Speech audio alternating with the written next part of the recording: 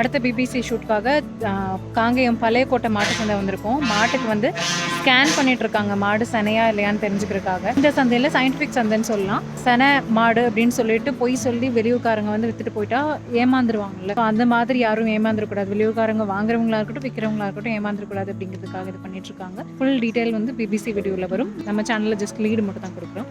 So அந்த சேனலில் வர வீடியோ லிங்க் வந்து ஃபஸ்ட் கமெண்ட்டில் கொடுக்குறேன். பறக்காம செக் பண்ணி பாருங்க. நம்ம சேனலை சப்ஸ்கிரைப் பண்ணுங்க. Okay, by.